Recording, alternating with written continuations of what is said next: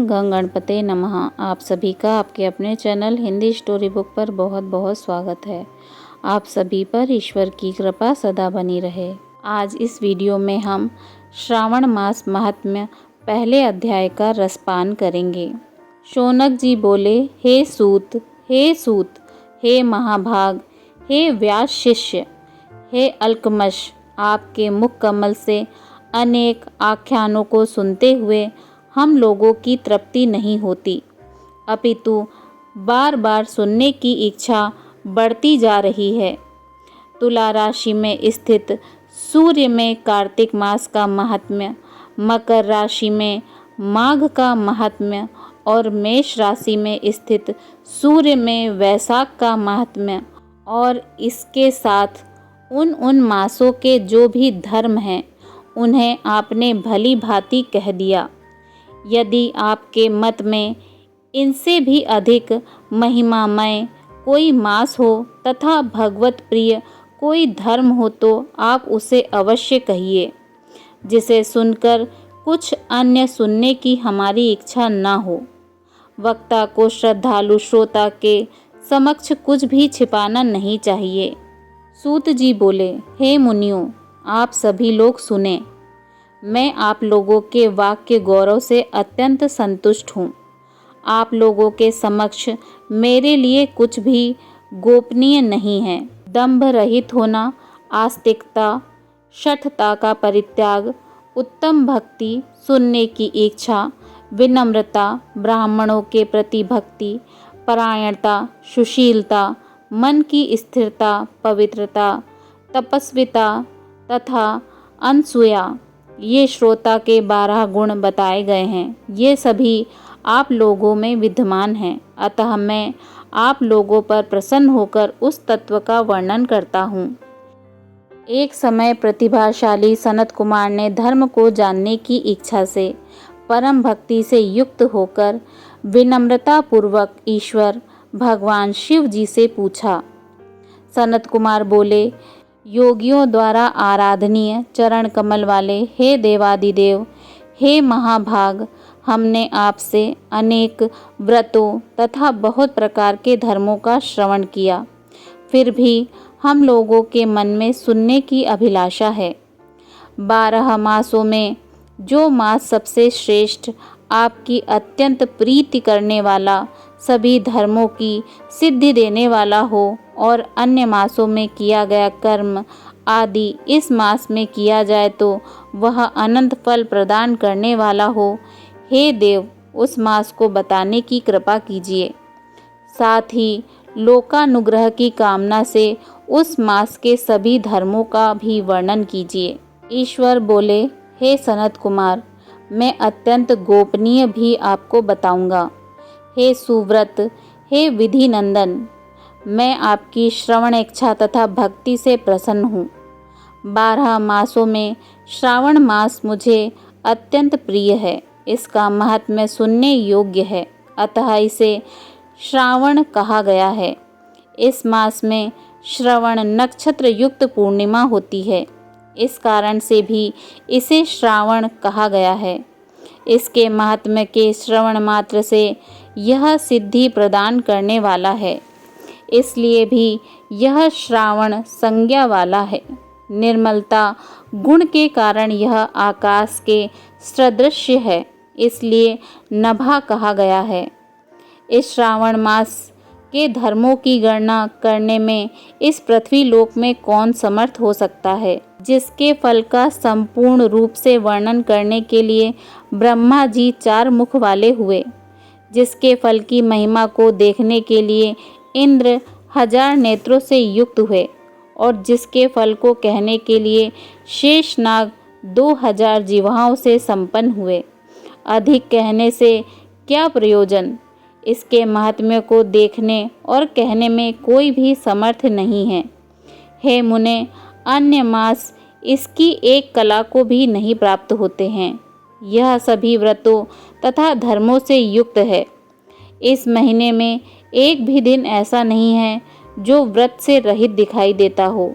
इस मास में प्रायः सभी तिथियां व्रत युक्त हैं। इसके महात्म्य के संदर्भ में मैंने जो कहा है वह केवल प्रशंसा मात्र नहीं है। आर्तों, जिज्ञासुओं, भक्तों, अर्थ की कामना रखने वाले, मोक्ष की अभिलाषा रखने वाले और अपने अपने अभिष्ट की आकांक्षा रखने वाले चारों प्रकार के लोगों, ब्रह्मचर्य, गृहस्थ, वानप्रस्थ, संन्यास आश्रम वाले को इस श्रावण मास में व्रत का अनुष्ठान करना चाहिए। सनत कुमार बोले, हे भगवान, हे सत्तम, आपने जो कहा है कि इस मास में सभी दिन एवं तिथियां व्रत रहित नहीं हैं, तो आप उन्हें मुझे बताएं कि किस तिथि में और किस दिन में कौन सा व्रत होता है, उस व्रत का अधिकारी कौन है, उस व्रत का फल क्या है, किस किस ने उस व्रत को किया, उसके उद्यापन की विधि क्या है, प्रधान पूजन कहाँ हो और जागरण करने की क्या विधि है, उसका देवता कौन है, उस देवता की पूजा कहाँ होनी चाहिए, पूजन सामग्री क्या क्या होनी चाहिए और किस व्रत का कौन सा समय होना चाहिए। हे प्रभु, वह सब आप मुझे बताएं। यह मास आपको प्रिय क्यों है, किस कारण यह पवित्र है, इस मास में भगवान का कौन सा अवतार हुआ, यह सभी मासों से श्रेष्ठ कैसे हुआ और इस मास में कौन कौन धर्म अनुष्ठान के योग्य हैं। हे प्रभु, यह सब बताइए। आपके समक्ष मुझ अज्ञानी का प्रश्न करने में कितना ज्ञान हो सकता है, अतः आप संपूर्ण रूप से बताएं। हे कृपालो, मेरे पूछने के अतिरिक्त भी जो शेष रह गया हो उसे भी लोगों के उद्धार के लिए कृपा करके बताइए। रविवार, सोमवार, भोमवार, बुधवार, बृहस्पतिवार, शुक्रवार और शनिवार के दिन जो करना चाहिए, हे विभो, वह सब मुझे बताइए। आप सबके आदि में आविर्भूत हुए हैं, अतः आपको आदि देव कहा गया है। जैसे एक की विधि बाधा से अन्य की विधि बाधा होती है, वैसे ही अन्य देवताओं के अल्प देवत्व के कारण आपको महादेव माना गया है। तीनों देवताओं के निवास स्थान पीपल वृक्ष में सबसे ऊपर आपकी स्थिति है।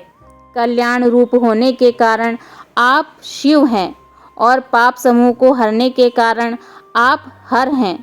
आपके आदि देव होने में आपका शुक्ल वर्ण प्रमाण है, क्योंकि प्रकृति में शुक्ल वर्ण ही प्रधान है, अन्य वर्ण विकृत हैं। आप कपूर के समान गौर वर्ण के हैं, अतः आप आदि देव हैं। गणपति के अधिष्ठान रूप 4 दल वाले मूलाधार नामक चक्र से, ब्रह्मा जी के अधिष्ठान रूप 6 दल वाले स्वाधिष्ठान नामक चक्र से और विष्णु जी के अधिष्ठान रूप 10 दल वाले मणिपुर नामक चक्र से भी ऊपर आपके अधिष्ठित होने के कारण आप ब्रह्मा तथा विष्णु के ऊपर स्थित हैं। यह आपकी प्रधानता को व्यक्त करता है। हे देव, एकमात्र आपकी ही पूजा से पंचायतन पूजा हो जाती है, जो कि दूसरे देवता की पूजा से किसी भी तरह संभव नहीं है। आप स्वयं शिव हैं। आपकी बाईं जांघ पर शक्ति स्वरूपा दुर्गा, दाहिनी जांघ पर गणपति, आपके नेत्र में सूर्य तथा हृदय में भक्तराज भगवान श्री हरि विराजमान हैं। अन्न के ब्रह्मा रूप होने तथा रास के विष्णु रूप होने और आपका उसका भोक्ता होने के कारण, हे ईशान, आपके श्रेष्ठत्व में किसे संदेह हो सकता है। सबको विरक्ति की शिक्षा देने हेतु आप शमशान में तथा पर्वत पर निवास करते हैं। जगत का संहार करने वाले हलाहल को गले में किसने धारण किया? महाप्रलय की काल अग्नि को अपने मस्तक पर धारण करने में कौन समर्थ था? संसार रूप अंधकूप में पतन के हेतु कामदेव को किसने भस्म किया? आप ऐसे हैं कि आपकी महिमा का वर्णन करने में कौन समर्थ है? एक तुच्छ प्राणी मैं करोड़ों जन्मों में भी आपके प्रभाव का वर्णन नहीं कर सकता। अतः आप मेरे ऊपर कृपा करके मेरे प्रश्नों को बताएं। इस प्रकार श्री स्कंद पुराण के अंतर्गत ईश्वर सनत कुमार संवाद में श्रावण मास महात्म्य में पहला अध्याय पूर्ण हुआ। बोलिए ओम नमः पार्वते पते हर हर महादेव शिव शंभु।